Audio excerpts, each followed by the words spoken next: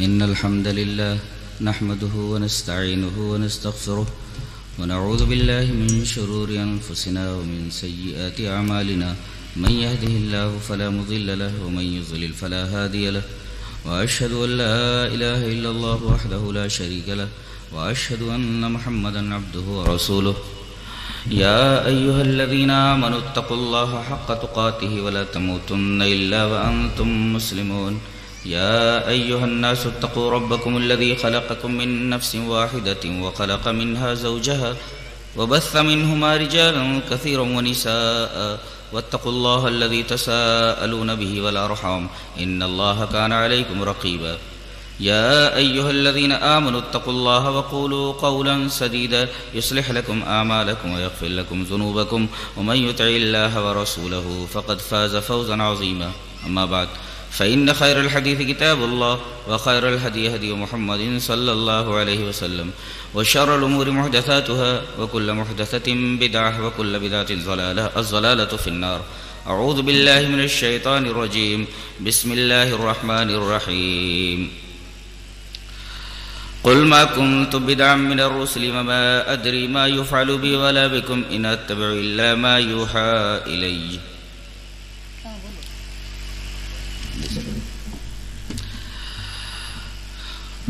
حضرات علماء کرام، محترم بزرگوں، نوجوان بھائیوں،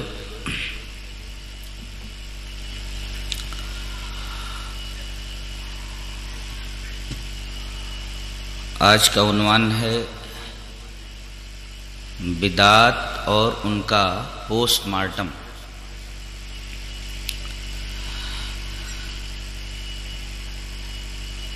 دین اسلام یہ کوئی معمہ یا پہیلی نہیں ہے کہ لوگ اسے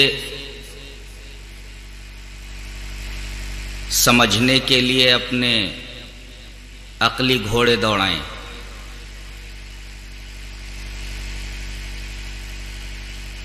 بلکہ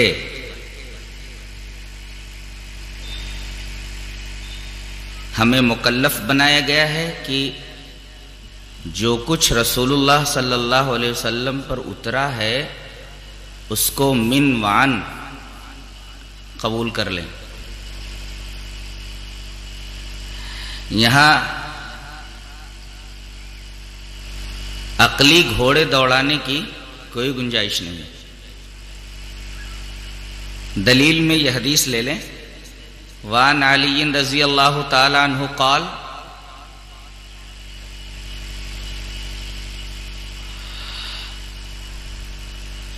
لو كان الدین بالرأی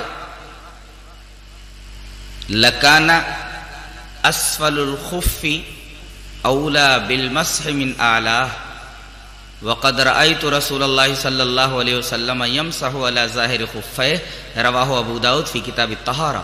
حضرت امام ابی داؤد اس حدیث پاک کو ایسے ہی جہاں طہارت کا چیپٹر ہے اس حدیث کو لائے ہیں۔ حضرت علی رضی اللہ تعالیٰ عنہ فرماتے ہیں کہ اگر دین کی بنیاد عقل اور قیاس پر ہوتی، عقلی گھوڑے دوڑانے پر ہوتی، تو موزوں پر مسح اوپر سے نہیں بلکہ نیچے سے کیا جاتا ہے۔ اور آگے فرماتے ہیں میں نے رسول اللہ صلی اللہ علیہ وسلم کو یہ دیکھا ہے کہ آپ موزے کے اوپر مسح کر رہے ہیں، حالانکہ عقل کیا کہتی ہے؟ عقل یہ کہتی ہے کہ موزے کے نیچے مسح کیا جائے، کیونکہ گندگی موزے کے نیچے لگتی ہے۔ اب اگر عقلی گھوڑے دوڑائے جائیں تو موزے پر مسح اوپر نہ کر کے نیچے کرنا پڑے گا، جبکہ نبی نے موزے کے اوپر مسح کیا۔ موزے کے بارے میں آپ کو یہ مسئلہ معلوم ہے کہ اگر کوئی آدمی وضو کر کے موزہ پہن لے تو اگر مقیم ہے یعنی گاؤں میں ہے تو 1 دن 1 رات مسح کر سکتا ہے۔ شرط یہ ہے کہ پہلے وضو بنا کر کے اس نے موزہ پہنا ہو، اور اگر سفر میں ہے تو 3 دن 3 رات موزے پر مسح کر سکتا ہے۔ اس حدیث میں یہ مسئلہ بتایا گیا ہے کہ دین کی بنیاد عقل اور قیاس پر نہیں ہے. اگر ایسا ہوتا تو موزے پر مسا نیچے سے ہوتا، اوپر سے نہیں. اب کوئی اگر اس کا الٹا کرے تو اسی کو بدعت کہتے ہیں، اور بدعت سنت کا عین اپوزٹ ہے. آدمی ایک بدعت کا ارتکاب کرتا ہے تو ایک سنت اس کی زندگی سے نکال لی جاتی ہے. اسی وجہ سے شرک کے بعد سب سے بڑا گناہ اور سب سے خطرناک چیز بدعت ہے. یہی وجہ ہے کہ نبی کریم صلی اللہ علیہ وسلم ہر خطبے میں ہمیں اس خوفناک چیز سے ڈرایا کرتے تھے. اس سلسلے میں ایک حدیث اس طرح ہے: وعن جابر بن عبد اللہ رضی اللہ تعالی عنہ قال كان رسول الله صلى الله عليه وسلم اذا خطب احمرت عيناه وعلى صوته واشتد غضبه كأنه منذر جيش يقول صبحكم مساكم ويقول بعثت انا والساعة كهاتين ويقرن بين اصبعيه السبابة والوسطى ويقول اما بعد فإن خير الامور كتاب الله وخير الهدي هدي محمد صلى الله عليه وسلم وشر الامور محدثاتها وكل بدعة ضلالة وكان يقول من ترك مالا فلأهله ومن ترك دينا او ضياعا فعلي وإلي. رواہ ابن ماجہ فی کتاب المقدمہ. حضرت امام ابن ماجہ اس حدیث پاک کو ابن ماجہ شریف کے پہلے ہی چیپٹر کے اندر لائے ہیں، کتاب المقدمہ میں ہے جہاں جمعہ کا بیان ہے. حضرت جابر بن عبداللہ فرماتے ہیں کہ رسول اللہ صلی اللہ علیہ وسلم جب بھی خطبے کے لیے کھڑے ہوتے، کانا رسول اللہ صلی اللہ علیہ وسلم اذا خطبہ، جب بھی رسول اللہ صلی اللہ علیہ وسلم خطبے کے لیے کھڑے ہوتے تو آپ کی آنکھیں سرخ ہو جاتی، آپ کی آواز بلند ہو جاتی اور آپ کا غصہ سخت ہو جاتا. ایسا لگتا جیسے کسی لشکر کو آپ ڈرا رہے ہوں کہ صبح کو یا شام کو وہ لشکر تمہارے اوپر حملہ کرنے والا ہے. اور آپ یہ فرماتے تھے کہ میں اور قیامت دونوں اس طرح مبعوث کیے گئے ہیں، اس طرح پیدا کیے گئے ہیں. اور آپ اپنی سبابہ اور وسطی ان دونوں انگلیوں کو ملا کر بتاتے تھے، یہ سبابہ ہے، یہ وسطی ہے، اس کو ملا کر بتاتے تھے کہ میں اور قیامت اس طرح پیدا کیے گئے. اور آپ یہ فرماتے تھے کہ دیکھو سب سے بہترین امر، سب سے بہترین چیز اللہ کی کتاب ہے اور سب سے بہترین نمونہ رسول اللہ صلی اللہ علیہ وسلم کا نمونہ ہے، اور سب سے بری چیز دین میں نئی باتیں ہیں، اور ہر دین میں نکالی گئی نئی بات بدعت ہے. وہ کل بدعت ضلالہ، ہر بدعت گمراہی ہے. اور آخری ٹکڑا ہے کہ جو مال چھوڑے تو اس کے اہل کو ملے گا، اور اگر کوئی قرض چھوڑتا ہے یا لاوارث بچے چھوڑتا ہے تو اس کی ذمہ داری میرے اوپر ہے قرض کا دینا، اور بچے میرے پاس لائے، بچے میرے پاس لائے جائیں، میں ان کی کفالت کروں گا. اس حدیث میں آپ نے یہ دیکھا کہ حضرت جابر یہ فرما رہے کہ رسول اللہ صلی اللہ علیہ وسلم جب بھی خطبے کے لیے کھڑے ہوتے تو بدعت سے ڈراتے تھے. اس کا مطلب یہ کوئی خوفناک چیز ہے، یہ آدمی کو صحیح راستے سے ہٹا کر کے گمراہی کے راستے پر لگا دیتی ہے. آج مسلمانوں کے درمیان اتنی بدعات ہیں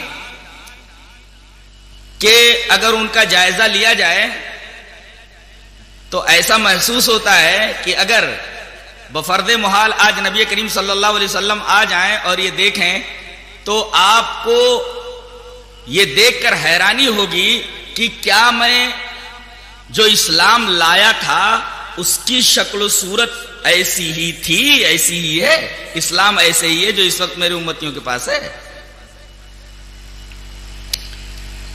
پیدائش سے لے کر موت تک بدعتوں کے سلسلے جاری ہیں، جبکہ نبی کریم صلی اللہ علیہ وسلم نے اسے گمراہی کہا ہے، ضلالت کہا ہے. اور آج جیب بھرو پیر اور پیٹ بھرو مولویوں نے ان بدعتوں کو عین سنت قرار دیا ہے.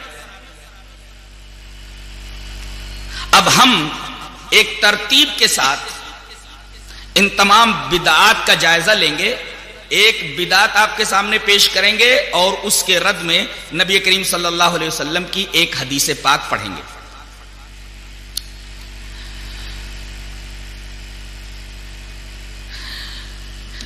ایک بدعت ہمارے درمیان یہ ہے کہ ماہ سفر یہ منحوس مہینہ ہے، اس مہینے کو لوگ منحوس مہینہ مانتے ہیں۔ اس مہینے کو منحوس ماننا یہ بدعت ہے۔ حدیث جو اس کے خلاف ہے، اس کا رد کرتی ہے، وہ اس طرح ہے: وعن ابی ہریرہ رضی اللہ تعالی عنہ عن النبی صلی اللہ علیہ وسلم قال لا عدوى ولا طیرۃ ولا حام ولا سفر رواہ ابو داؤد فی کتاب رواہ بخاری فی کتاب الطب۔ حضرت امام بخاری اس حدیث پاک کو ایسے ہی کتاب الطب کے اندر لائے ہیں۔ یہ روایت بخاری کتاب الطب کے اندر موجود ہے، راوی حضرت ابو ہریرہ ہیں۔ حضرت ابو ہریرہ رضی اللہ تعالیٰ عنہ فرماتے ہیں کہ نبی کریم صلی اللہ علیہ وسلم نے فرمایا کہ اسلام میں چھوت چھات نہیں ہے کہ ایک شخص کو ایک بیماری ہو، اس کے پاس بیٹھنے کی وجہ سے وہ بیماری تمہیں لگ جائے۔ سوال یہ ہے کہ اس آدمی کو بیماری کہاں سے لگی؟ کہتے ہیں یہ فلاں کی صحبت میں بیٹھنے کی وجہ سے بیماری لگی تھی، تو سوال یہ ہوگا کہ اس کو بیماری کہاں سے لگی؟ اس کا مطلب یہ ہوا کہ چھوت چھات یہ اسلام میں نہیں ہے۔ اللہ کا حکم جب تک نہیں ہوتا کسی کو بیماری لگتی نہیں ہے۔ تو لا عدوہ چھوت چھات نہیں ہے اسلام میں، ولا طیرۃ۔ زمانے جاہلیت میں لوگ کیا کرتے تھے کہ پرندے کو اڑاتے تھے اور مقصد اپنے دل میں رکھتے تھے، اگر پرندہ دائیں طرف نکل گیا تو سفر کرتے تھے یا وہ کام کرتے تھے، اگر بائیں طرف چلا گیا اڑ کر کے تو وہ کام نہیں کرتے تھے۔ ظاہر ہے کہ ایک توہم ہے، یہ اس قسم کے وہم کا اسلام میں کوئی تصور نہیں ہے۔ اسلام نام ہے یقین کا، گمان کا نہیں۔ اسلام میں جو کچھ ہے سب کا تعلق یقینیات سے، وہمیات کی یہاں گنجائش نہیں ہے۔ تو لا عدوہ ولا طیرۃ، چھوت چھات نہیں، پرندے اڑا کر کے فال لینے کا معاملہ نہیں ہے۔ ولا حامتا، الو منحوس ہوتا ہے، اس کا کوئی تصور اسلام کے اندر نہیں ہے۔ الو بولنے لگتا ہے، کہتے ہیں منحوس جانور ہے۔ ولا حامتا، الو کی نحوست کا کوئی تصور اسلام کے اندر نہیں۔ ولا سفرا، زمانے جاہلیت میں لوگ یہ سمجھتے تھے کہ سفر کا مہینہ یہ منحوس ہوتا ہے، تو جان لیا جائے کہ سفر کا مہینہ منحوس نہیں ہوتا، یہ زمانے جاہلیت کا ایک خیال تھا۔ اس حدیث پاک کی روشنی میں یہ پتا چلا کہ سفر کے مہینے کو جو لوگ منحوس سمجھتے ہیں، در حقیقت اس حدیث پاک کو اپنے سامنے نہیں رکھتے، اور اگر سامنے رکھ کر کے ایسا کرتے ہیں تو در حقیقت اس حدیث کا انکار کرتے ہیں۔ دوسری بدعت مسلمانوں میں یہ موجود ہے کہ نحوست کچھ چیزوں میں ہوتی ہے، حالانکہ نحوست کا بھی تصور اسلام میں نہیں ہے۔ اس سلسلے میں ایک حدیث پاک آپ کے سامنے پیش کرتا ہوں۔ حدیث حضرت عبداللہ ابن عمر سے حدیث اس طرح ہے: وعن ابن عمر رضی اللہ تعالیٰ عنہ قال ذکروا الشوم عند النبی صلی اللہ علیہ وسلم فقال النبی صلی اللہ علیہ وسلم ان کان الشوم فی شیء ففی الدار والمرأة والفرس، رواہ البخاری فی کتاب النکاح۔ حضرت امام بخاری اس حدیث پاک کو، جہاں کا نکاح کا چیپٹر ہے، اس حدیث پاک کو ایسے ہی لائے۔ راوی حضرت عبداللہ ابن عمر رضی اللہ تعالیٰ عنہ۔ حضرت عبداللہ ابن عمر رضی اللہ تعالیٰ عنہ فرماتے ہیں کہ لوگوں نے نحوست کا ذکر نبی کریم صلی اللہ علیہ وسلم کے پاس کیا کہ اللہ کے رسول کیا کچھ چیزیں منحوس ہوتی ہیں؟ تو آپ نے فرمایا اگر نحوست کسی چیز میں ہوتی تو تین چیزوں میں ہوتی، یعنی گھر میں گھر تنگ، عورت بدمزاج، گھوڑا اڑیل۔ اگر نحوست ہوتی تو ان تین چیزوں میں ہوتی، لیکن اسلام میں نحوست ہے ہی نہیں، اس لیے کہ اس کو ان شرطیہ کے ساتھ ذکر کیا گیا ہے۔ اگر ہوتی کسی چیز میں تو ایسا ہوتا، نحوست اسلام میں نہیں ہے، لہذا ان تین چیزوں کے اندر جن کے اندر نحوست ہونی چاہیے تھی ان کے اندر بھی نہیں ہے، لہذا نحوست کا بھی اسلام میں کوئی بھی تصور نہیں ہے۔ اسی طرح ایک مہینے کو اور منحوس مانتے ہیں، شوال کو، اور معاملہ یہ ہے کہ اس مہینے کے اندر شادیاں نہیں ہوتی۔ آئیے ذرا دیکھتے ہیں کیا یہ خیال درست ہے۔ روایت اس طرح: وعن عائشہ رضی اللہ تعالی عنہا قالت تزوجني رسول الله صلى الله عليه وسلم في شوال وادخلت عليه في شوال وكانت عائشة تحب ان تدخل النساء في شوال فاي نسائه كانت احدا عنده مني، رواه النسائی في کتاب النکاح۔ حضرت امام نسائی اس حدیث پاک کو ایسے کتاب النکاح کے اندر لائے۔ حضرت عائشہ رضی اللہ تعالیٰ عنہ فرماتی ہیں کہ مجھ سے رسول اللہ صلی اللہ علیہ وسلم نے شادی کی شوال میں، میری رخصتی ہوئی شوال میں، اور حضرت عائشہ یہ پسند کرتی تھی کہ شوال ہی میں لڑکیوں کی شادی ہو، اور فرماتی ہیں کہ میری شادی شوال کے مہینے میں ہوئی، میری رخصتی بھی شوال کے مہینے میں ہوئی، اور لوگ کہتے ہیں کہ اس مہینے میں جس کی شادی ہوتی ہے وہ شادی منحوس مانی جاتی ہے، اس کا نصیبہ، اس کا مقدر خراب ہوتا ہے۔ آخری ٹکڑے کے اندر حضرت عائشہ فرماتی ہیں فَأَيُّ نِسَائِهِ كَانَتْ أَحْظَىٰ عِندَهُ مِنِّي، میری شادی، میری رخصتی شوال کے مہینے میں ہوئی، بتاؤ مجھ سے زیادہ قسمت والی عورت کون ہو سکتی ہے؟ اس لیے کہ میری شادی نبی کریم صلی اللہ علیہ وسلم سے ہوئی، اور نبی سے میری شادی ہوئی ہے، مجھ سے زیادہ خوش نصیب اور کون ہو سکتا ہے؟ حضرت عائشہ فرما رہی ہے کہ شوال کی نحوست کا جو تصور لوگوں کے درمیان موجود ہے، یہ تصور صحیح نہیں ہے۔ یہ تو ہوا کچھ چیزوں میں نحوست کے تصور کی تردید۔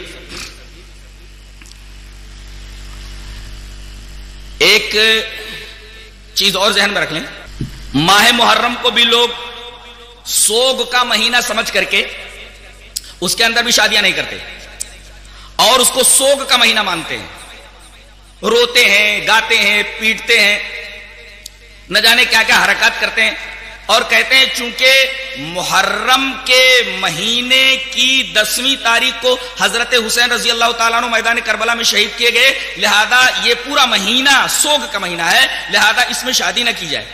اس مہینے کی کیا حقیقت ہے جاننا چاہیے کہ ان عدت الشہور عند اللہ 12 شہرا فی کتاب اللہ یوم خلق السماوات والارض منها 4 حرم، 12 مہینے اللہ کی نگاہ میں ہیں، مہینوں کی تعداد اللہ کی نگاہ میں 12 ہے جب سے آسمان اور زمین بنے ہیں، ان میں سے 4 مہینے حرام کے ہیں، ان میں 3 تو الگ ترتیب ہیں، ذیقعد، ذی الحج، محرم، اور 1 رجب ہے۔ تو یہ مہینہ تو جب سے آسمان اور زمین بنے ہیں تب سے اللہ کے نزدیک محترم ہے، اس مہینے کے منحوس ہونے کا سوال ہی پیدا نہیں ہوتا۔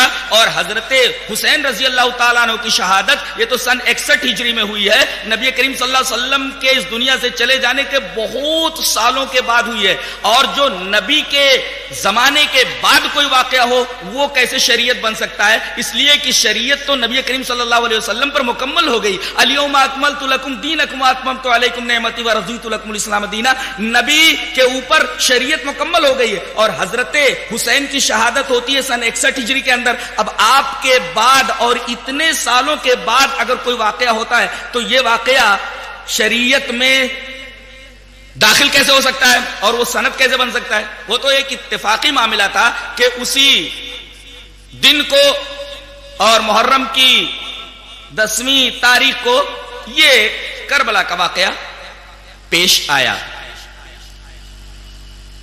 اس میں نبی کریم صلی اللہ علیہ وسلم نے ہمیں کیا حکم دیا؟ ایک حدیث پاک دیکھتے ہیں، وہاں نبی قتادہ رضی اللہ تعالیٰ عنہ قال قال رسول اللہ صلی اللہ علیہ وسلم صیام یوم عاشوراء انی احتسب علی اللہ ان یکفر السنۃ التي قبلہ،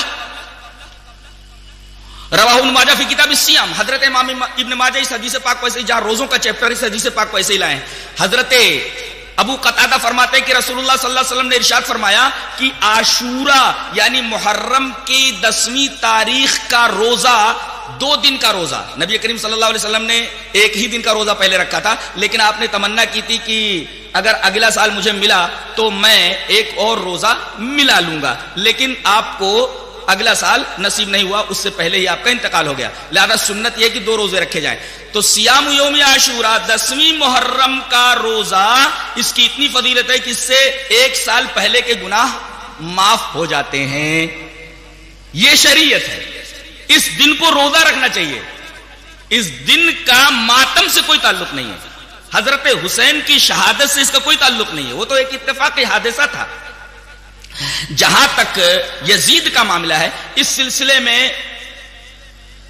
کچھ لوگ جو اسلام کے دشمن ہیں اور انہوں نے اسلام کے اندر طرح طرح کی بدعتیں داخل کر دی ہیں، انہوں نے یزید کے اوپر لعنتیں بھیجنی شروع کر دی کہ وہی سبب بنا ہے حضرت حسین رضی اللہ تعالی عنہ کی شہادت کا۔ لہذا اس مہینے میں اس کے اوپر لعنتیں کی جاتی ہیں، اور اس کے علاوہ صحابہ کے اوپر بھی لعنتیں کی جاتی ہیں، وہ تو ہمیشہ لعنتیں کی جاتی ہیں، لیکن خاص طور سے یزید کے اوپر تو اس مہینے میں لعنتیں ہی لعنتیں کی جاتی ہیں۔ باقاعدہ ایک پتلا یزید کا بنا کر کے اس کو جلایا جاتا ہے، اسی طریقے سے ایک آدمی کو یزید بنا کر کے اتنا مارا جاتا ہے کہ کبھی کبھی وہ آدمی مر جاتا ہے۔ اس طریقے کی بدعت انہوں نے ایجاد کی ہے۔ حقیقت حال کیا ہے، اس سلسلے میں آپ کے سامنے ایک حدیث پیش کرتا ہوں۔ وعن خالد بن معدان ان عمیر بن الاسود الانسی حدثه انه اتى عبادة بن الصامت رضی اللہ تعالی عنہ وهو في ساحل حمص وهو في بناء له ومعه ام حرام رضی اللہ تعالی عنها قال عمیر فحدثتنا ام حرام رضی اللہ تعالی عنها انها سمعت النبي صلی اللہ علیہ وسلم يقول اول جيش من امتي يغزون البحر قد اوجبوا قالت ام حرام قلت يا رسول الله انا فيهم قال انت فيهم ثم قال النبي صلى الله عليه وسلم اول جيش من امتي يغزون مدينة قيصر مغفور لهم فقلت انا فيهم يا رسول الله قال لا رواه البخاری في کتاب الجہاد والسیر۔ حضرت امام بخاری حدیث پاک کو ایسے ہی کتاب الجہاد والسیر کے اندر لائے ہیں۔ حضرت ام حرام سے روایت کرتے ہیں حضرت عمیر رضی اللہ تعالیٰ عنہ کی، انہوں نے بیان فرمایا کہ نبی کریم صلی اللہ علیہ وسلم نے ایک دفعہ فرمایا کہ میری امت کا پہلا لشکر جو بحری لڑائی کرے گا، یعنی سمندر کے راستے سے، یہ قبرص کی لڑائی کے بارے میں کہا جا رہا ہے۔ سب سے پہلے میری امت کا پہلا لشکر جو سمندر کے راستے سے لڑائی کرے گا، ان کے اوپر جنت واجب ہو گئی۔ تو حضرت ام حرام فرماتی کہ اللہ کے رسول کیا میں ان میں سے ہوں گی؟ آپ نے فرمایا ہاں تم میں سے ہوگی، اور حقیقت میں اس غزوے کے اندر وہ شریک ہوئی اور اسی میں ان کا انتقال ہو گیا، وہ سواری پر سے گر کر کے۔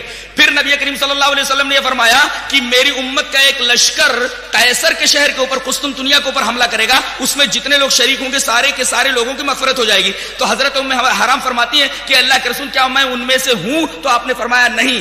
اس سے یہ پتہ چلتا ہے کہ ام حرام رضی اللہ تعالی عنہا اس لشکر کے اندر نہیں تھی، اور تاریخ اس بات پر متفق ہے کہ یہ جو پہلا لشکر ہے قسطنطنیہ اور مدینہ قیصر کے اوپر حملہ کرنے والا، اس کے کمانڈر ان چیف یزید تھے، یہاں تک کہ اس میں عام سپاہی کی حیثیت سے حضرت حسین بھی شامل ہیں، اور اس لڑائی کے اندر میزبان رسول حضرت ابو ایوب انصاری رضی اللہ تعالی عنہ بھی ہیں۔ اب بتائیے جس لشکر کا کمانڈر ان چیف یزید ہو اور یہ تاریخ کا ایک حقیقی معاملہ ہو، ایک تاریخی حقیقت ہو، تو ایسے لشکر کے بارے میں نبی کریم صلی اللہ علیہ وسلم نے تو فرمایا کہ سارے کے سارے لوگ مغفور لہم ہے، سب کی مغفرت ہو گئی ہے، اور اس کا کمانڈر ان چیف یہی تھا۔ لہذا یزید کے تعلق سے جو غلط فہمیاں پھیلی ہوئی ہیں وہ بھی ایک طریقے کی ایک اخلاقی بدعت ہے، اور دین میں اس کو شامل کر لیا گیا ہے، اس طریقے سے اس کو بھی ایک بدعت کہا جا سکتا ہے۔ معاملہ عید میلاد النبی کی حیثیت، آئیے اس پر ایک حدیث دیکھ لیتے ہیں۔ حدیث کس طرح؟ ان عبد الرحمن ابن ابی بکرۃ رضی اللہ تعالی ان عبد الرحمن ابن ابی بکرۃ عن ابی عن النبی صلی اللہ علیہ وسلم قال شہران لا ينقصان شہر عید رمضان و ذو الحجۃ رواه البخاری فی کتاب الصوم۔ حضرت امام بخاری اس حدیث پاک کو جہاں روزوں کا بیان ہے اسی طریقے سے لائے ہیں۔ عبد الرحمن ابن ابی بکرہ اپنے باپ سے روایت کرتے ہیں، وہ کہتے ہیں کہ رسول اللہ صلی اللہ علیہ وسلم نے فرمایا 2 مہینے کبھی کم نہیں ہوتے، 2 مہینے کبھی کم نہیں ہوتے۔ اس کا کیا مطلب؟ مطلب یہ ہے کہ اگر 29 کے بھی ہو جائیں تب بھی ثواب 30 ہی کا ملتا ہے۔ مثلا رمضان کا روزہ اگر 29 کو ہو جائے، 30 کا روزہ نہ ہو تو اسے 30 ہی کا ثواب دیا جائے گا۔ 2 مہینے کبھی کم نہیں ہوتے۔ شہران لا ينقصان، 2 مہینے کبھی کم نہیں ہوتے۔ یہ 2 مہینے کون سے ہیں؟ نبی نے اس کی تفسیر فرمائی، شہر عید، عید کے 2 مہینے۔ اب بتائیے عید کے 2 مہینے ہیں تو عیدیں کتنی ہوئی؟ 2 ہی ہوئی نا۔ آپ نے فرمایا 2 مہینے کبھی کم نہیں ہوتے، اور آپ نے 2 مہینوں کی تفسیر فرمائی شہر عید، عید کے 2 مہینے۔ اب عید کے 2 مہینے اگر ہیں تو عیدیں کتنی ہوئی؟ عید کے 2 مہینے تو عیدیں بھی 2 ہی ہوئی، ایک عید الفطر اور ایک عید الاضحیٰ۔ لہذا عید میلاد النبی کہنا یہ صحیح نہیں ہے، اس لیے کہ نبی فرمائے کہ عیدیں میں 2 دے رہا ہوں اللہ کے دینے کی وجہ سے تم کو، اے میری امت۔ اب امت یہ کہے کہ ہمیں 2 نہیں چاہیے، ہمیں 3 چاہیے، ایک ہم بنا لیتے ہیں۔ لہذا یہ تیسری عید جو بنائی ہے اس حدیث کے مخالف ہے اور یہ بدعت ہے۔ اور ایک نقطہ اور بھی، پیر کے دن آپ صلی اللہ علیہ وسلم پیدا ہوئے، کیا اس دن روزہ رکھنا جائز ہے کہ نہیں؟ پیر کے دن کا روزہ رکھنا سنت ہے، اور عید کے دن روزہ رکھنا حرام ہے. لہذا اگر نبی کریم صلی اللہ علیہ وسلم کی پیدائش کے دن کو میلاد نبی کو رسول اللہ صلی اللہ علیہ وسلم کی پیدائش کے دن کو عید مان لیا جائے تو عید کے دن تو روزہ رکھنا حرام ہے, جبکہ نبی کریم صلی اللہ علیہ وسلم کی پیدائش پیر کے دن ہوئے, پیر کے دن روزہ رکھنا سنت ہے. اس طرح نبی کریم صلی اللہ علیہ وسلم کی پیدائش کے دن کو عید کہنا درست نہیں ہے. اس حدیث کی روشنی میں عید میلاد النبی کا رد ہوتا ہے. جہاں تک قبروں کے اوپر چراغ جلانا اور پھول ہار وغیرہ چڑھانا اس کا جو معاملہ ہے, اس سلسلے میں آپ کے سامنے 3 حدیثیں پیش کرتا ہوں. پہلی حدیث, ان ابی حیاج الاسدی قال قال علی علی الا ابعثک الا ما بعثنی علی رسول اللہ صلی اللہ علیہ وسلم.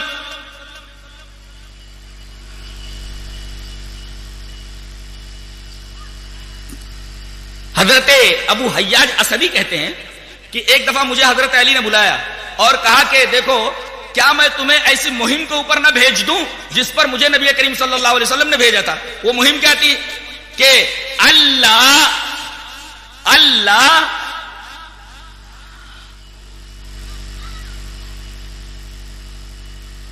تمثالن الا تمستہ, کہ کوئی اگر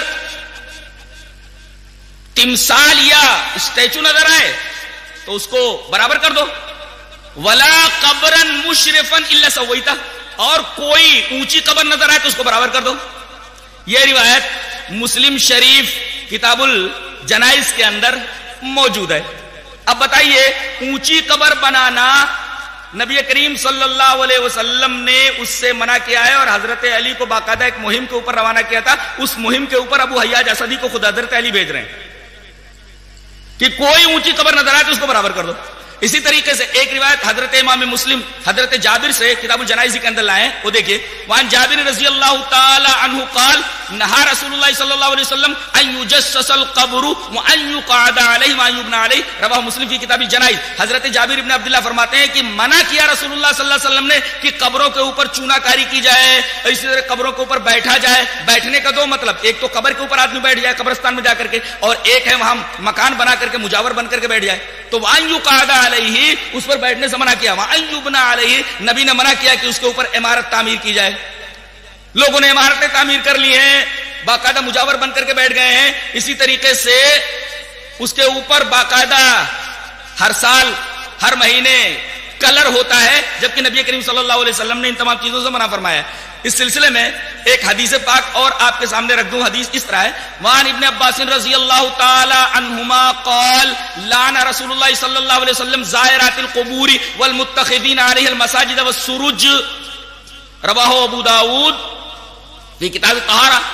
حضرت ابن عباس رضی اللہ تعالی عنہما فرماتے ہیں کہ رسول اللہ صلی اللہ علیہ وسلم نے لعنت فرمائی ہے قبر کی زیارت کرنے والی عورتوں پر, کہ وہاں جا کر کے قبر والوں سے کچھ مانگیں, اور ان کے اوپر بھی لعنت فرمائی ہے جو قبروں کے اوپر مسجدیں بنا لیتے ہیں, اور ان لوگوں کے اوپر بھی لعنت فرمائی ہے جو قبروں کے اوپر چراغ جلاتے ہیں. یہ روایت امام ابی داؤد کتاب الجنائز کے اندر لائے ہیں. کتاب الجنائز کے اندر یہ روایت موجود ہے, راوی حضرت عبداللہ ابن عباس رضی اللہ تعالیٰ عنہ. اب دیکھیے آپ, قبروں کے اوپر مسجد بنانے والے کے اوپر اللہ کے رسول نے لعنت فرمائی ہے. اسی طریقے سے قبروں کے اوپر چراغ جلانے والے کے اوپر بھی اللہ کے رسول صلی اللہ علیہ وسلم نے لعنت فرمائی ہے. لہذا قبروں کے اوپر چراغا کرنا, پھول ہار چڑھانا, یہ تمام چیزیں ایسی ہیں جن کا کوئی ثبوت اسلام میں نہیں ہے. یہ تمام کی تمام چیزیں بدعت سے تعلق رکھتی ہیں.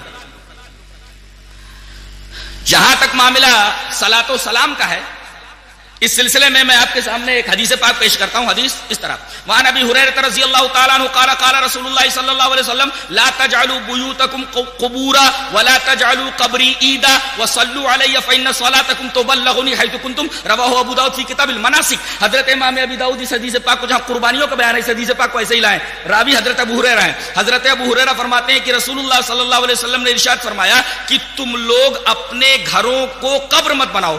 غور فرمائیں, اپنے گھروں کو قبر نہ بناؤ. اس کا کیا مطلب؟ اس کے 2 مطلب ہیں. ایک تو یہ کہ جیسے قبروں کے اوپر نماز پڑھنا جائز نہیں ہے تو اس طرح مت کرو, اپنے گھروں میں بھی نماز پڑھا کرو. یعنی جیسے قبروں کے اوپر نماز نہیں ہوتی تو ایسا مت کرو, اپنے گھروں کو قبر مت بناؤ, اپنے گھروں میں نماز پڑھ لیا کرو.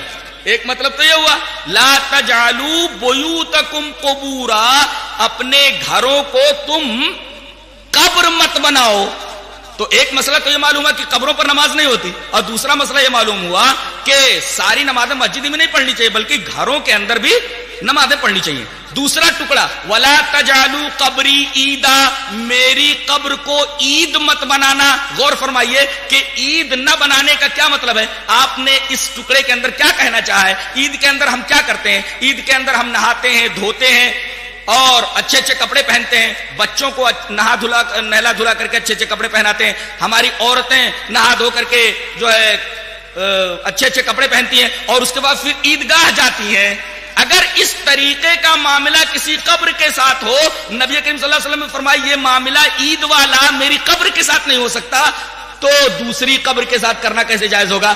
اور یہی معاملہ اس کے اندر ہوتا ہے. باقاعدہ نہا دھو کر کے لوگ اچھے اچھے کپڑے پہن کر کے بچوں کو ساتھ میں لے کر عورتوں کو ساتھ میں لے کر باقاعدہ قبر کے اوپر جاتے ہیں جیسے عید کے اندر جا رہے ہوں. تو اس ٹکڑے سے عرس کا رد ہوا ولا تجعلوا قبری عیدا، میری قبر کو عید مت بناؤ، اس ٹکڑے سے عرس کا رد ہوا. اور تیسرا ٹکڑا وصلوا علی، میرے اوپر درود بھیجو، فإن صلاتکم تبلغنی حیث کنتم، تم جہاں سے بھی میرے اوپر درود بھیجو. میرا معاملہ ایسا ہے کہ تمہارا درود کہیں سے بھی بھیجا جائے مجھ تک پہنچا دیا جاتا ہے. اس سے دو باتیں معلوم ہوئی کہ آپ ہر جگہ حاضر و ناظر نہیں ہیں، ورنہ درود کو پہنچانے کے لیے فرشتے نہ ہوتے. جو آدمی درود پڑھتا ہے فرشتے اس درود کو لے کر کے نبی کریم صلی اللہ علیہ وسلم کے پاس پہنچا دیتے ہیں. تو پہلا مسئلہ یہ معلوم ہے کہ رسول ہر جگہ حاضر و ناظر نہیں ہے، لہذا لوگ کھڑے ہو کر کے جو درود اور سلام پڑھتے ہیں ایک خاص انداز سے، اس کا بھی کوئی ثبوت اسلام میں نہیں ہے. یہ بھی ایک طریقے کی بدعت ہے، اس لیے کہ نبی کریم صلی اللہ علیہ وسلم نے فرمایا کہ درود کسی بھی طریقے سے کہیں بھی رہو تم وہاں سے بھیج تو میرے پاس درود پہنچا دیا جاتا ہے. اب اس کے لیے خاص شکل بنا لینا، ایک خاص عقیدے کے ساتھ کھڑے ہو کر کے صلاۃ و سلام پڑھنا، یہ قطعاً درست نہیں ہے. اور جہاں تک چیزیں بڑھا لینے کا معاملہ ہے، نبی کریم صلی اللہ علیہ وسلم نے جہاں کسی چیز کو عام رکھا ہے آدمی خاص نہیں کر سکتا. آپ درود کہیں بھی پڑھ سکتے ہیں، گھر میں پڑھ سکتے ہیں، کھیت میں پڑھ سکتے ہیں، دکان میں پڑھ سکتے ہیں. اب باقاعدہ اس کو ایک شکل دے دینا کہ تقریر ہو، تقریر ہونے کے بعد لوگ کھڑے ہو جائیں اور ایک خاص انداز سے وہ عمل کریں، درود و سلام پڑھیں، اس کا کوئی ثبوت اسلام کے اندر نہیں ہے. یہ ایک طریقے سے اسلام میں اضافہ ہے. ذرا ایک حدیث دیکھیے، حدیث اس طرح وان نافع ان رجلا اتى الى جنب ابن عمر فقال الحمد لله والسلام على رسول الله قال عمر وانا اقول الحمد قال ابن عمر وانا اقول الحمد لله والسلام على رسول الله وليس هكذا علمنا رسول الله صلى الله عليه وسلم علمنا ان نقول الحمد لله على كل حال. رواه الترمذي في كتاب الادب. حضرت امام ترمذی اس حدیث پاک کو ایسے کتاب الادب میں لائے. یہ نافع ہیں، حضرت عبداللہ ابن عمر رضی اللہ تعالیٰ عنہ کے شاگرد ہیں. وہ کہتے ہیں کہ ہم لوگ بیٹھے ہوئے تھے حضرت عبداللہ ابن عمر کے پاس، ایک آدمی بھی وہاں تھا، اچانک اس کو چھینک آئی. اب چھینک جب آتی ہے تو ہم لوگ کیا بولتے ہیں؟ الحمدللہ. تو اس آدمی کو جب چھینک آئی تو اس نے کیا کہا؟ الحمدللہ والسلام علی رسول اللہ. فوراً ابن عمر نے ٹوک دیا، کہا وانا اقول الحمدللہ والسلام علی رسول اللہ، میں بھی الحمدللہ والسلام علی رسول اللہ بولتا ہوں. ولیس ہکذا علمنا رسول اللہ صلی اللہ علیہ وسلم، رسول اللہ صلی اللہ علیہ وسلم نے ہمیں چھینک کے وقت صرف الحمدللہ کہنا سکھایا ہے. یہ جو تو نے آگے والسلام علی رسول اللہ، صلاۃ و سلام جو تو نے بڑھایا ہے اس کا ثبوت نہیں ہے. اس سے یہ پتا چلا کہ نبی کریم صلی اللہ علیہ وسلم نے جو عبادت جس انداز سے ہمیں دی ہے اس کے آگے پیچھے کچھ نہیں بڑھا سکتے. جب چھینک کے آگے الحمدللہ آپ نے سکھایا اس کے آگے ہم سلام نہیں بڑھا سکتے تو اذان سے پہلے اذان کے بعد ہم سلام کیسے بڑھا سکتے ہیں؟ اگر ایسا ہوتا تو حضرت ابن عمر رضی اللہ تعالیٰ عنہ اس آدمی کو کیسے ٹوکتے؟ جہاں تک درود کا معاملہ ہے اس سلسلے میں چاہتا ہوں کہ وہ حدیث آپ کے سامنے پیش کر دوں. حدثنی عبداللہ ابن عیسیٰ سمع عبد الرحمن ابن ابی لیلہ قال لقینی کعب بن عجرۃ رضی اللہ تعالیٰ عنہ قال الا اہدی لک ہدیۃ سمعتها من النبی صلی اللہ علیہ وسلم فقلت بلا فاہدیها لی. فقال سألنا رسول الله صلى الله عليه وسلم فقلنا يا رسول الله كيف الصلاة عليكم أهل البيت فإن الله قد علمنا كيف نسلم عليكم قال قولوا اللهم صل على محمد وعلى آل محمد كما صليت على إبراهيم وعلى آل إبراهيم إنك حميد مجيد اللهم بارك على محمد وعلى آل محمد كما باركت على إبراهيم وعلى آل إبراهيم إنك حميد مجيد رواه البخاري في كتاب الأنبياء. حضرت امام بخاری حدیث پاک کو ایسے کتاب الانبیاء کے اندر لائے. حضرت کعب بن عجرہ فرماتے ہیں کہ ایک صاحب سے جب ملاقات ہوئی تو کہا کہ میں تمہیں ایک تحفہ نہ دے دوں گا, میں نے نبی کریم صلی اللہ علیہ وسلم سے سنا ہے. کہا کہ ارے جلدی سے بتاؤ کون سا تحفہ ہے جو نبی کریم صلی اللہ علیہ وسلم سے تم نے سنا ہے. کہا کہ ٹھیک ہے وہ تحفہ میں تم کو دیتا ہوں. وہ تحفہ کیا تھا کہ ہم لوگ نبی کریم صلی اللہ علیہ وسلم کے پاس گئے, ہم نے پوچھا کہ اے اللہ کے رسول کیف الصلاۃ علیکم اہل البیت, اہل البیت درود آپ کے اوپر ہم کس طرح بھیجیں. فإن اللہ قد علمنا کیف نسلم علیکم, اللہ تبارک و تعالیٰ نے ہم کو سکھلا دیا ہے کہ ہم آپ کے اوپر سلام کیسے بھیجیں. اب پوچھنا یہ ہے کہ سلام تو معلوم ہو گیا, درود آپ کے اوپر کیسے بھیجیں. قال قولوا, تو اللہ کے رسول صلی اللہ علیہ وسلم نے فرمایا کہو. پھر وہ درود ابراہیمی اللہم صلی پھر اللہم بارک اسی ترتیب کے ساتھ جیسا کہ میں نے بتایا اور بخاری شریف کتاب الانبیاء کے اندر ہے. تو رسول اللہ صلی اللہ علیہ وسلم نے ہمیں یہ درود سکھایا ہے, اس طریقے سے ہمیں درود پڑھنا چاہیے. نہ جانے لوگوں نے کس طریقے کے درود بنا رکھے ہیں. اب بتائیے نبی نے جو درود بنایا ہے بتایا ہے وہ اللہ کے حکم سے بتایا ہے. اب ہم اگر کوئی دوسرا درود ایجاد کر کے پڑھیں تو کیا وہ درود نبی کریم صلی اللہ علیہ وسلم کے بتائے ہوئے درود کی طرح ہو سکتا ہے؟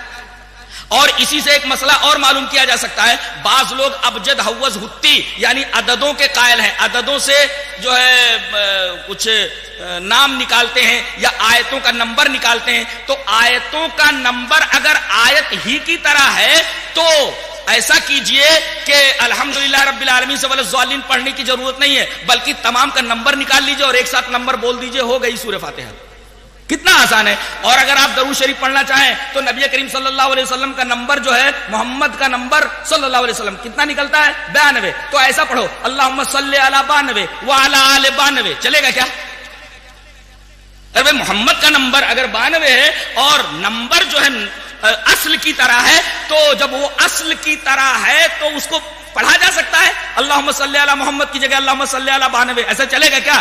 اس سے یہ پتا چلا کہ اعداد کا ابجد حوض ہتی وغیرہ کا جو معاملہ ہے اس کا بھی کوئی تعلق اسلامی شریعت سے نہیں ہے. رہا تعویذ اور گنڈوں کا معاملہ. گنڈا کسے کہتے معلوم ہے؟ یہ کسی بابا کے پاس آدمی جاتا ہے تو کہتا ہے بابا گنڈا دے دو. تو گنڈا کیسے بناتا ہے؟ وہ ایسے گرہ لگاتا ہے, ایسے گرہ لگاتا ہے, پھر کچھ الٹی سیدھی چیزیں پڑھ کر کے ایسے دم کرتا ہے, چھو, پھر اس کو ایسے کر کے باندھ دیتا ہے. اس کا مطلب جو اس نے چھو کیا وہ اس میں بندھ گیا. اب اس کو کہتے ہیں گنڈا. اب اس کا ثبوت ہے کیا اسلام کے اندر؟ یہ حدیث پاک دیکھیے. وعن ابی ہریرہ رضی اللہ تعالی عنہ قال قال رسول اللہ صلی اللہ علیہ وسلم من عقد عقدۃ ثم نفث فيها فقد سحر ومن سحر فقد اشرك ومن تعلق شيئا اكل اليه رواه النسائی فی کتاب الایمان وشرائعہ. حضرت امام نسائی حدیث پاک کو ایسے ہی کتاب الایمان کے اندر لائے. راوی حضرت ابو ہریرہ ہیں. حضرت ابو ہریرہ رضی اللہ تعالی عنہ فرماتے ہیں کہ رسول اللہ صلی اللہ علیہ وسلم نے ارشاد فرمایا جس آدمی نے گرہ لگائی, یہ گرہ لگانا, جس آدمی نے گرہ من عقد عقدۃ, جس آدمی نے گرہ لگائی ثم نفث فيها, پھر اس کے اندر پھونکا چھو, فقد سحر, اس نے جادو کیا, ومن سحر فقد اشرک, جس نے جادو کیا اس نے شرک کیا, ومن تعلق شيئا وكل اليه, اور جو آدمی کوئی چیز لٹکاتا ہے تو اس کے حوالے کر دیا جاتا ہے. کسی آدمی نے ڈورا لٹکایا, اللہ کہتا ہے جا میں نے ڈورے کے حوالے کر دیا. یہ ڈورا کیا تیرا بنا لیتا ہے, کیا بگاڑ لیتا ہے؟ بنا لے, بگاڑ لے. جو آدمی جو چیز لٹکاتا ہے اللہ اس کو اس کے حوالے کر دیتا ہے. اب بتائیے یہ امت جو ہے یہ ڈورے کے اوپر آ کر کے رک گئی ہے. بتائیے جس امت کا ایمان, جس امت کا اعتقاد باریک دھاگے کے اوپر ٹک جائے, بتائیے اس امت کو اس دنیا سے مٹنے سے کون سی طاقت روک سکتی ہے؟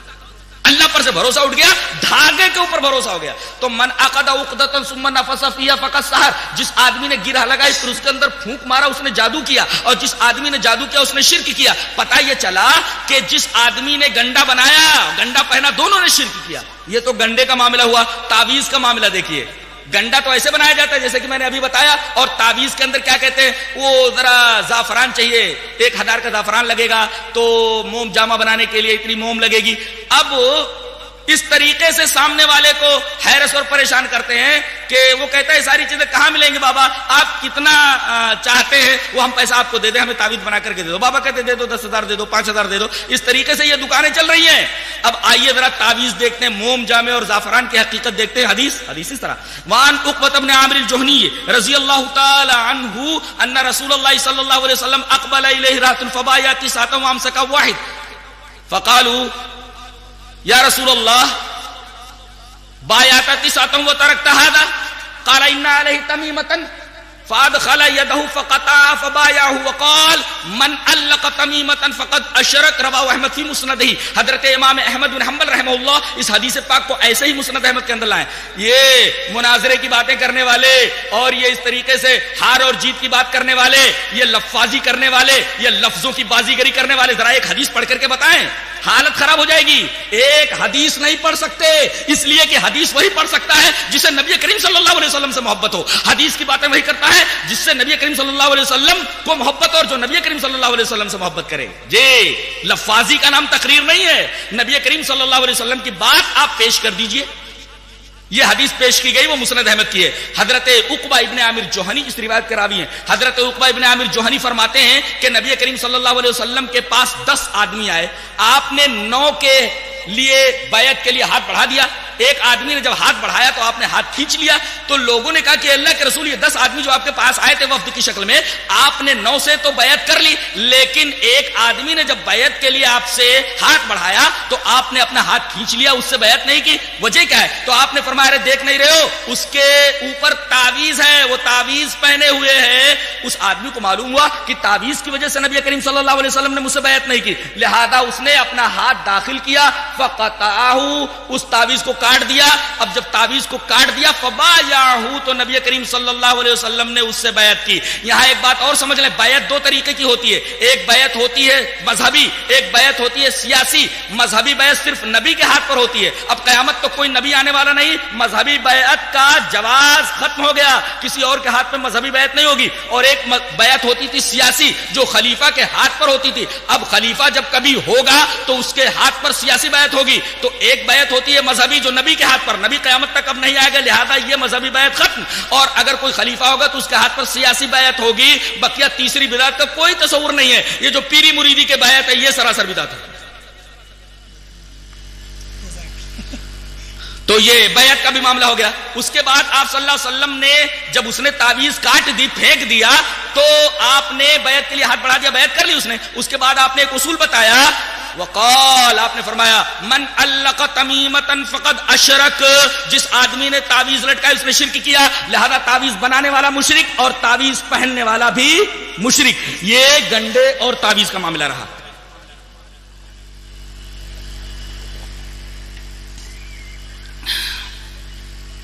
جہاں تک معاملہ صحابہ کرام رضوان اللہ تعالی علیہم اجمعین کا ہے، لوگ کہتے ہیں ہم صحابہ کو نہیں مانتے۔ اللہ اکبر، اگر کوئی آدمی صحابی کو نہ مانے تو حدیث کو کیسے مانے گا؟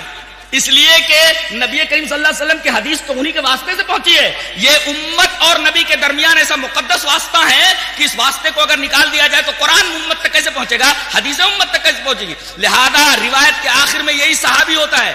اگر اس کو نہ مانا جائے تو حدیث کے ماننے کا کوئی مطلب ہی نہیں ہوتا۔ اور اہل الحدیث کہنے کا مطلب یہ ہے کہ وہ جہاں حدیثیں مانتا ہے، نبی کی بات مانتا ہے، صحابی کو بھی مانتا ہے۔ اہل الحدیث کہنے کا مطلب یہ ہے کہ نبی کو بھی مانتا ہے اور صحابی کو بھی مانتا ہے۔ اس لیے کہ ابھی آپ نے دیکھا کہ جو بھی حدیثیں میں نے پیش کی ہیں اس کے شروع میں کوئی نہ کوئی صحابی ضرور تھا۔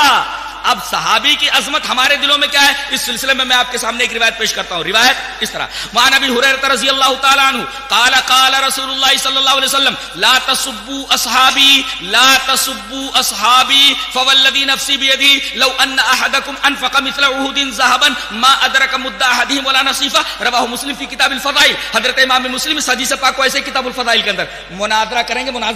مناظرے کا مطلب یہ ہے کہ میں 1000 حدیثیں پڑھتا ہوں تو 500 حدیثیں پڑھ کے بتا دے، میں 500 حدیثیں پڑھتا تو 100 حدیثیں پڑھ کر کے اسی طرح، اور بھولنا نہیں، جو بھولے گا اس کی ہار تسلیم کی جائے گی۔ چل مناظرہ یہی ہو جائے، میں 1000 حدیثیں پڑھتا ہوں اور تو 10 حدیثیں پڑھ کر کے بتا۔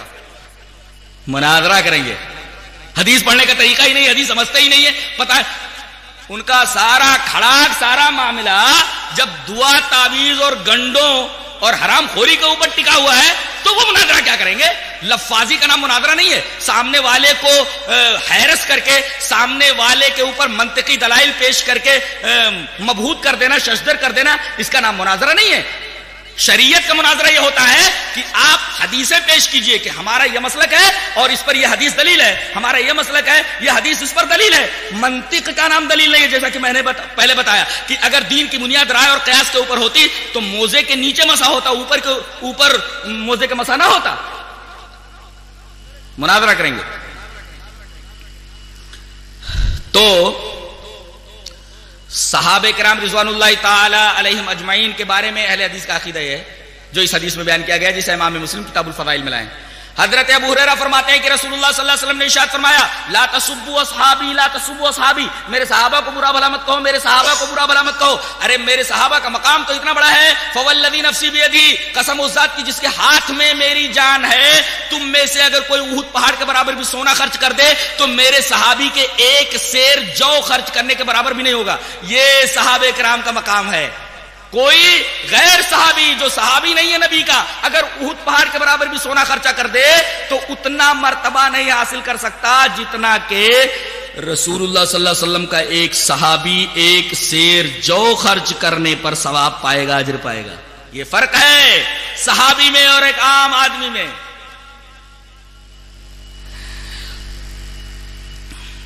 تو یہ صحابہ کرام کے تعلق سے ہمارا عقیدہ تھا. معاملہ رہا شیخ عبد القادر جیلانی رحمت اللہ علیہ کی 11ویں شریف کا. اب تو شریف لگانا ایک عام بات ہو گئی ہے. ہم پہلے سمجھتے تھے قرآن شریف اور کعبہ شریف ہیں، لیکن اب تو کعبے کی بھی کوئی اہمیت نہیں رہی، قرآن کی بھی کوئی اہمیت نہیں. اب کسی کے سامنے بھی شریف لگا دیتے ہیں. یہ بھی ایک طریقے کی عجیب و غریب بدعت ہے. کسی کے بھی آگے شریف لگا کر کے اس کو شریف بنا دو اور اس کا مرتبہ بڑھا دو. یہ عید جو منائی جاتی ہے اور یہ 11ویں جو منائی جاتی ہے کن کے نام پہ ہوتی ہے معلوم ہے؟ شیخ عبد القادر جیلانی کے نام پہ. وہ بھی 12 ربیع الاخر کو. کہتے ہیں کہ کہاں لکھا ہے کہ عبد القادر جیلانی کی 11ویں نہیں منانا؟ قرآن میں دکھاؤ، حدیث میں دکھاؤ. کہاں لکھا ہے کہ محرم نہیں منانا؟ ایسا دکھا دو. محرم نہیں منانا ایسا دکھا دو. تو میں یہ پوچھتا ہوں کہ ہم بھی 10 لاکھ دیتے، تم یہ دکھا دو محرم کہاں کرنا ہے. قرآن میں کہاں لکھا دکھا دو، حدیث میں کہاں لکھا دکھا دو. اب مسئلہ کیسے حل ہو؟ میں کہتا ہوں کہ کہاں لکھا ہے دکھا دو، تم کہتے کہاں نہیں لکھا ہے دکھا دو. تو مسئلہ کیسے حل ہوگا؟ مسئلہ پھر وہی طریقہ ہوگا حل کرنے کا کہ کتاب و سنت کی طرف رجوع کیا جائے. اب کہتے ہیں کہ کیا 12 ربیع الاخر کو اگر شیخ جیلانی کی 11ویں منا لی جائے تو کیا حرج ہے؟ حرج ہے اس لیے کہ اس میں جو سبیلیں لگائی جاتی ہیں پانی کی، اسی طریقے سے جو شربت پلائے جاتے ہیں یا جو چیزیں بنتی ہیں یا جو قربانی کی جاتی ہے ان کے نام پر ہوتی ہے، یہ ما اہل لغیر اللہ کے ضمن میں آتی ہے. اور اللہ تبارک و تعالی نے فرمایا انما حرم علیکم المیتۃ والدم ولحم الخنزیر وما اہل بہ لغیر اللہ. وما اہل لغیر اللہ کا مطلب یہ ہے ما اہل بہ لغیر اللہ کا غیر اللہ کے نام جو چیز منسوب ہو جائے جی کہ یہ بابا کا بکرا ہے، یہ اجالے شاہ کا مرغا، یہ سید کبیر کی گائے، یہ بی بی فاطمہ کی سہنک اور یہ شیخ جیلانی کی 11ویں. تو اس طریقے سے جو ہے یہ 11ویں ربیع الاخر کا جو معاملہ ہے وہ اس وجہ سے ناجائز ہے کہ یہ ما اہل لغیر اللہ کے ضمن میں آتا ہے. غیر اللہ کے تعلق سے غیر اللہ کے نام پر لوگ چیزیں پیش کرتے ہیں، لوگ بناتے ہیں، اس وجہ سے اس کی حرمت ہے. اور شیخ جیلانی یہ نبی کریم صلی اللہ علیہ وسلم کے 500 سال بعد ہیں. نبی کریم صلی اللہ علیہ وسلم اس دنیا سے گئے، اس کے بعد 500 سال کے بعد یہ حضرت آتے ہیں. اب بتائیے جو نبی کریم صلی اللہ علیہ وسلم کے 500 سال بعد آیا ہو اس کے بارے میں کوئی معاملہ یا اسی طریقے سے اس کے تعلق سے کوئی چیز کرنا یہ شریعت کیسے ہو سکتی ہے؟ شریعت تو نبی کریم صلی اللہ علیہ وسلم پر ختم ہو گئی تھی. الیوم اکملت لکم دینکم واتممت علیکم نعمتی ورضیت لکم الاسلام دینا. لہذا ما اہل لغیر اللہ یا ما اہل بہ لغیر اللہ کے ضمن میں آ کر کے یہ جو 11ویں ہے پیر صاحب کی وہ ناجائز ٹھہرتی ہے. اسی طریقے سے ماہ رجب کے 22 رجب کے جو کنڈے بنتے ہیں، رجب کے مہینے میں 22ویں رجب کو جو کنڈے بنائے جاتے ہیں وہ جعفر صادق کے نام پر ہوتے ہیں. نام پر ہوا تو ما اہل بھی لغیر اللہ کی وجہ سے حرام ہوا. اور در حقیقت یہ 22 رجب کا جو معاملہ ہے اس تاریخ کو نہ تو حضرت جعفر صادق کی پیدائش ہوئی ہے اور نہ اس دن کو اس تاریخ کو حضرت جعفر صادق کی وفات ہوئی ہے. جب حضرت جعفر صادق کی وفات اور پیدائش دونوں کا تعلق رجب کی 22ویں تاریخ سے نہیں ہے تو پھر کیوں منایا جاتا ہے 22ویں تاریخ کو اور رجب کے کنڈے جعفر صادق کے نام پہ کیوں منائے جاتے ہیں؟ در حقیقت ایک بہت خطرناک چیز شیعوں کی طرف سے چل کر کے سنیوں میں آ گئی ہے. وہ حقیقت یہ ہے کہ وہ شیعہ تبرہ کرتے ہیں صحابہ کرام کے اوپر اور خاص طور سے یزید کے والد حضرت معاویہ رضی اللہ تعالیٰ عنہ کے اوپر، اور حضرت معاویہ کی یہ تاریخ وفات ہے. 22 رجب کو حضرت معاویہ رضی اللہ تعالیٰ عنہ کا انتقال ہوا. اب اس دن خوشی منانا، یہ حلوے پکانا، یہ ساری چیزیں کرنا، یہ در حقیقت غیر محسوس طریقے پر سنیوں کے ذریعے تبرہ کرنا ہے، گالی دلانی ہے حضرت معاویہ رضی اللہ تعالی عنہ کو. لہذا یہ چیز بھی شریعت سے کوئی تعلق نہیں رکھتی، یہ بھی بدعت میں آتی ہے. لوگوں کا یہ عقیدہ ہے کہ ماہ شعبان میں روحیں آتی ہیں، لہذا ان کے لیے کچھ کھانے بنا کر رکھے جاتے ہیں. یہاں تک کہ اگر وہ شراب پیتا تھا تو شراب کی بوتل بھی رکھ دی جاتی تھی. انا للہ و انا الیہ راجعون. اس کے بارے میں یہ جان لیں کہ یہاں سے آدمی گیا، روح نکال لی گئی تو دوبارہ دنیا میں آدمی واپس نہیں آتا. قرآن نے کہا سورہ مومنون اٹھا کر کے دیکھیے، وَمِن وَرَائِهِمْ بَرْزَخٌ إِلَى يَوْمِ يُبْعَثُونَ، اور ان کے درمیان ایک برزخ ہے. برزخ مانے آڑ، یعنی ایک آڑ کھچ گئی ہے. اب وہ لوگ اس آڑ کو پار کر کے اس دنیا کے اندر نہیں آ سکتے. اب وہ قیامت کے دن ہی اٹھائے جائیں گے. یہ آیت کریمہ بتاتی ہے کہ آدمی جب مر گیا تو اس کی روح یا تو سجین میں پہنچ گئی یا علیین کے اندر پہنچ گئی. اگر وہ اچھی روح ہے تب تو وہ دنیا میں کیوں آئے گی؟ دنیا کی پریشانی تو جھیلی ہے اس نے، وہ دنیا میں کیوں آئے گی؟ اور اگر بری روح ہوتی تو اس کو فرشتے آنے کیسے دیں گے، گھومنے دیں گے؟ وہ دنیا کی جیل تھوڑی ہے کہ توڑ کر کے بھاگ جائیں. وہ فرشتوں کی جیل ہے، بہت بری طرح مارتے ہیں اور کسی کو اس جیل سے آنے نہیں دیتے. تو اگر اچھی روح ہے تب تو دنیا میں آئے گی نہیں، بری روح ہے تو فرشتے اس کو آنے دیں گے؟ جاؤ پیرول کے اوپر رہا کیا جاتا، گھوم پھر کر کے آ جاؤ. یہ دنیا کی جیل ہے. لہذا اس طریقے کا عقیدہ ایک بےہودہ عقیدہ ہے اور یہ وہی آدمی بنا سکتا ہے جس کے پاس دماغ نام کی کوئی چیز نہ، سینس لیس ہو. جہاں تک صلاۃ الرغائب کی بات ہے، صلاۃ الرغائب ترغیب دینے والی نماز. اب ترغیب دینے والی نماز یہ صلاۃ الرغائب جو پڑھی جاتی ہے، میرا خیال یہ ہے کہ 15ویں شعبان کو پڑھی جاتی ہے. انی ارا لو جمعت هؤلاء الى قارئ واحد لكان امثل ثم عزم فجمعهم على ابي بن كعب رضي الله تعالى عنه ثم خرجت معه ليلة اخرى والناس يصلون بصلاة قارئهم قال عمر نعم البدعة هذه والتي ينامون عنها افضل من التي يقومون يريد اخر الليل وكان الناس يقومون اوله. رواه البخاری فی کتاب صلاۃ التراویح. حضرت امام بخاری اس حدیث پاک کو ایسے کتاب صلاۃ التراویح کے اندر لائے ہیں اور روایت پورے صفحے کی جو میں نے آپ کے سامنے پڑھ دی ہے. مناظرہ کریں گے بیچارے، ایک لائن تو پڑھ نہیں سکتے، حدیث کیا پڑھیں گے؟ یہ ایک صفحے کی پوری روایت پڑھ دی گئی اور اس سے پہلی والی روایت 1.5 صفحے کے اوپر ہے دارمی کے اندر، دارمی شریف کی روایت تھی. اور یہ روایت امام بخاری رحمۃ اللہ علیہ کتاب صلاۃ التراویح کے اندر لائے.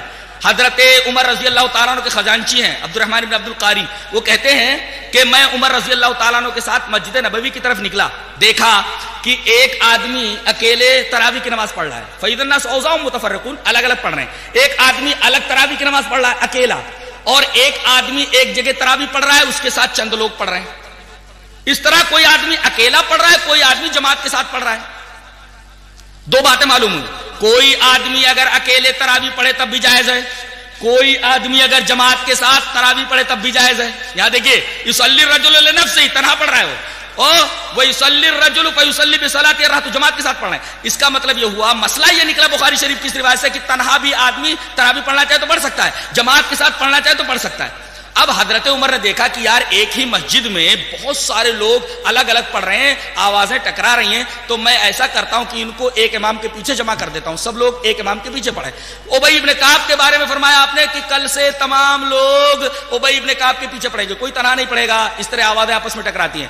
دوسرے دن پھر کہتے ہیں حضرت عبد الرحمن بن عبد القاری کہ میں حضرت عمر کے ساتھ نکلا، دیکھا کہ تمام لوگ اپنے قاری کے پیچھے، حضرت ابی ابن کعب کے پیچھے سب تراویح کی نماز پڑھ رہے ہیں. تو حضرت عمر نے یہ منظر دیکھ کر کے فرمایا نعم البدعۃ ھذہ، کتنی اچھی بدعت ہے یہ. دو مسئلہ معلوم ہوا نا، اکیلے تراویح پڑھ سکتا ہے جماعت کے ساتھ. یہ حضرت عمر نے نعم البدعۃ ھذہ کیوں کہا؟ بعض لوگ کہتے ہیں دیکھو بدعت بھی اچھی ہوتی ہے، بدعت بھی اچھی ہوتی ہے. یہاں بدعت جو ہے اپنے لغوی معنی میں ہے. کیا مطلب؟ کل کے مقابلے میں. بدعت مانے نیاپن، نیاپن. پہلے وہ چیز ایسی تھی، اس کے بعد اب ایسی ہو گئی. تو نبی کے زمانے کے مقابلے میں اگر ہوتی تب تو بدعت ہوتی، حرام ہوتی. لیکن حضرت عمر اس کو بدعت اس وجہ سے کہہ رہے ہیں کہ کل کے مقابلے میں یہ نئی ہے. بدعت مانے نیاپن، کل کے مقابلے میں. کل کیا کر رہے تھے لوگ؟ ایک آدمی اکیلا پڑھ رہا ہے اور ایک آدمی جو ہے پڑھا رہا ہے، اس کے ساتھ چند آدمی پڑھ رہے ہیں، سب کو ایک ساتھ کر دیا. تو کل کے مقابلے میں یہ نیا ہے. نبی کریم صلی اللہ علیہ وسلم کے زمانے کے مقابلے میں نیا ہوتا تب بدعت ہوتی. اور حضرت عمر یہ نہیں کہنا چاہتے، اس لیے کہ حضرت عمر ایسا کیسے کہہ سکتے ہیں؟ نبی نے تو 3 دن سب کو جماعت کے ساتھ تراویح کی نماز پڑھائی ہے. اور بدعت وہ ہوتی ہے جس کی نظیر نبی کریم صلی اللہ علیہ وسلم کے زمانے میں نہ ہو. نبی کریم صلی اللہ علیہ وسلم نے 3 رات تو پڑھائی ہے نا تراویح، اس کو حضرت عمر بدعت کیسے کہہ سکتے ہیں؟ حضرت عمر نے جو بدعت کہی وہ کل کے مقابلے میں. کل جو لوگ اس طرح پڑھ رہے تھے اب ایک امام کے پیچھے پڑھ رہے، تو کل کے مقابلے میں یہ نیاپن بہت اچھا ہے. نعم البدعۃ ھذہ، یہ معنی ہے نعم البدعۃ ھذہ کا. اس سے لوگ استدلال کرتے ہیں کہ بدعتیں بھی بعض اچھی ہوتی ہیں، بعض بری ہوتی ہیں، جبکہ ہر بدعت گمراہی ہوتی ہے. نبی کریم صلی اللہ علیہ وسلم کی وہ حدیث جو ابھی جابر بن عبداللہ سے آئی تھی، جسے امام ابن ماجہ کتاب الصیام کے اندر لائے ہیں، اس کے اندر اتنا کل بدعت ضلالہ، ہر بدعت گمراہی ہے. کوئی بدعت اچھی ہو ہی نہیں سکتی، کوئی بدعت حسن ہو ہی نہیں سکتی. اب دیکھیے نبی کے زمانے میں وہ چیز نہیں تھی، صحابہ کے زمانے میں نہیں تھی. مولود بھی ایسے ہی ہے، خوب جھوم جھوم کر کے مولود پڑھتے ہیں، پتہ نہیں اس میں کیا کیا پڑھتے ہیں، نہ قرآن ہوتا ہے نہ حدیث ہوتی ہے، نہ جانے کیا کیا چیزیں پڑھ کر کے نبی کریم صلی اللہ علیہ وسلم کی جو ہے پیدائش کا معاملہ لے کر کے اور پھر اس طریقے سے ایک محفل جمع کر کے لوگ مولود پڑھتے ہیں. چونکہ یہ چیز کسی صحابی نے نہیں کیا، نبی کریم صلی اللہ علیہ وسلم کے زمانے میں نہیں ہوا، اور آپ نے یہ بات کرنے کے لیے، چیز کرنے کے لیے کسی سے کہا بھی نہیں، لہذا یہ چیز بھی بدعت کی قبیل سے ہے. اور جس قدر خطرناک شرک ہے اس سے زیادہ کم خطرناک بدعت نہیں ہے. شرک کرنے والے کے بارے میں نبی کریم صلی اللہ علیہ وسلم کی حدیثیں دیکھیے اور خود آیت قرآنیہ دیکھیے کہ اللہ سارے گناہ بخش سکتا ہے مگر شرک کو نہیں بخشے گا. اب کتنا خطرناک ہے معاملہ شرک کا، اس سے کم خطرناک چیز بدعت نہیں ہے. اور اگر اتنی خطرناک چیز نہ ہوتی تو نبی کریم صلی اللہ علیہ وسلم کی اتنی حدیثیں بدعت کی تردید میں نہ ہوتی. اور حدیثیں تو چھوڑیے، ہر خطبہ جو آپ کا ہوتا تھا، کوئی خطبہ ایسا نہیں ہوتا تھا جس کے اندر آپ نے بدعت سے لوگوں کو ڈرایا نہ ہو. میں یہ کہتا ہوں کہ جس طرح آدمی کو شرک سے بچنا چاہیے، اسی طریقے سے آدمی کو بدعت سے بھی پرہیز کرنا چاہیے. اس لیے کہ شیطان سب سے پہلے یہ کوشش کرتا ہے کہ آدمی کو شرک میں مبتلا کر دے. جب یہ دیکھتا ہے کہ آدمی شرک میں مبتلا نہیں ہو سکتا، ذرا کٹر ہے، تو کوشش یہ کرتا ہے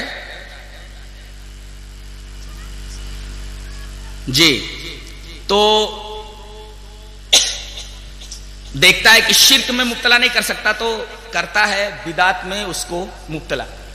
اور جب آدمی بدعت میں مبتلا ہو جاتا ہے تو بدعت کو ثواب سمجھ کر کے کرتا ہے, زندگی بھر اسے توبہ کی توفیق ہی نہیں ہوتی. شرک سے تو آدمی کو توبہ کی توفیق ہو سکتی ہے کہ بھئی دیکھ رہا ہے کہ یہ شرک ہے, لیکن بدعت کو تو اچھا بنا کر کے پیش کر دیتا ہے. تو ان تمام چیزوں سے پرہیز کرنا چاہیے جس طرح آدمی شرک سے پرہیز کرتا ہے, بدعت سے بھی پرہیز کرنا چاہیے. 2 سوالات اور آئے ہیں. مقامی لوگ جمع بین صلاتین کر سکتے ہیں کہ نہیں؟ جی ہاں ہے. مسلم کی روایت اٹھائی ہے کتاب صلاۃ المسافرین کی کہ رسول اللہ صلی اللہ علیہ وسلم نے ظہر اور عصر کو ایک ساتھ پڑھا, مغرب اور عشاء کو ایک ساتھ پڑھا, من غیر خوف ولا سفر. آپ کو کوئی خوف بھی نہیں تھا اور سفر میں بھی نہیں تھے آپ, یعنی آپ مدینہ ہی میں تھے. تو بلا عذر کے بھی, کوئی عذر نہ ہو, آدمی کبھی کبھی جمع بین الصلاتین کر سکتا ہے, عادت نہ بنا لے. کبھی کبھی 2 نمازیں ایک ساتھ پڑھ سکتا ہے, ظہر اور عصر ایک ساتھ اور مغرب اور عشاء ایک ساتھ, عادت نہ بنا لے.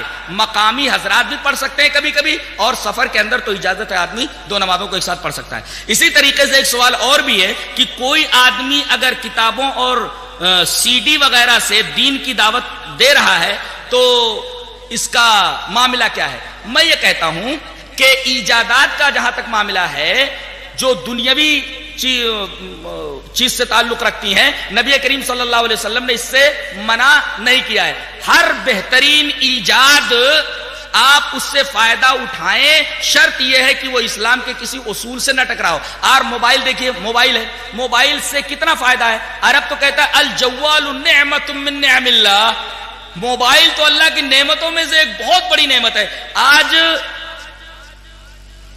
ہزاروں میل کا, سینکڑوں میل کا سفر منٹوں میں طے ہو جاتا ہے. پوری دنیا مٹھی میں آ گئی ہے انسان کے. کتنی بڑی نعمت اللہ تبارک تعالیٰ نے ہمیں دے دی ہے موبائل کی شکل میں. لیکن اگر آدمی اسی موبائل سے جو اللہ کی ایک بہت بڑی نعمت ہے غلط فائدہ اٹھانے لگے تو, غلط چیز کرنے لگے تو ظاہر ہے کہ وہ ناجائز ہو جائے گا. اسی طریقے سے جہاں تک سی ڈی کا معاملہ ہے, اگرچہ وہ تصویر ہے لیکن اس کے ذریعے اگر آدمی دین کا کوئی کام کر رہا ہے تو اس کے جواز میں کوئی شبہ نہیں ہے. تمام علماء اسلام جو عرب کے ہیں اس بات پر متفق ہیں. اس لیے کہ آپ دیکھیے کہ باقاعدہ وہاں کی نماز جو ہے ریلیز ہوتی ہے, مسجد نبوی کی ہے, مسجد حرام کی ہے, اور باقاعدہ وہاں کے علماء کی کیسٹس وغیرہ آتی ہیں. اگر اتنا سیریس میٹر ہوتا یہ تو اس پر پہلے عرب کے علماء قدغن لگاتے اور عرب کے علماء اس کے اوپر روک لگاتے. لیکن چونکہ اس کا جواز ہے, دینی کام اس سے کیا جا سکتا ہے, نئی نئی ایجادات سے فائدہ اٹھایا جا سکتا ہے جس کا تعلق دنیا سے, اس میں کوئی وہ شک نہیں.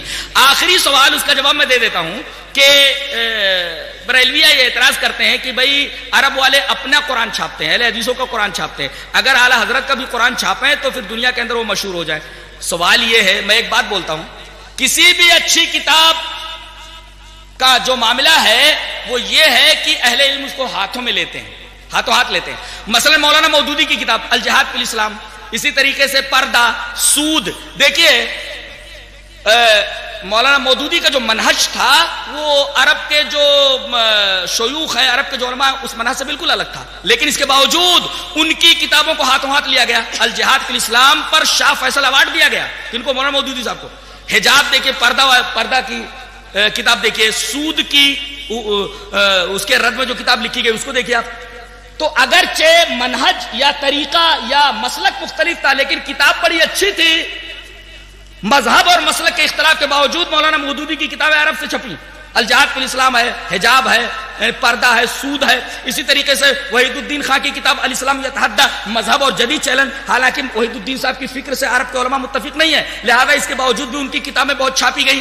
اگر یہ کتاب اس لائق ہوتی اعلی حضرت کی تفسیر کی کتاب تو اہل علم تمام تعصبات کو بالائے طاق رکھ کر کے اس کتاب کو ضرور چھاپتے. اہل علم نے اس کتاب کی طرف توجہ اس وجہ سے نہیں دی, اس وجہ سے کہ اس کتاب کے اندر, اس تفسیر کے اندر یا اس ترجمے کے اندر بہت ساری خرابیاں عقائد کی موجود تھیں. اگر اس کو چھاپ کر کے دنیا کے اندر بھیج دیتے تو یہ گناہ ہوتا. اسی وجہ سے اس کتاب کے اوپر اہل علم نے کوئی توجہ نہیں دی. اور میں یہ کہتا ہوں کہ آپ گداگر ہیں, بھیک مانگ رہے ہیں آپ. یہ رضا صاحب کی جو امت ہے وہ کیا کر رہی ہے؟ ان کو چاہیے کہ اس کتاب کو ہر گھر میں پہنچائے. عرب کے اوپر کیوں نگاہ رکھے ہوئے ہیں؟ وہ گداگر ہیں کیا, بھکاری ہیں کیا؟ وہ خود اپنا کام کریں. عربوں کا رونا لے کر کے کیوں بیٹھ گئے ہیں؟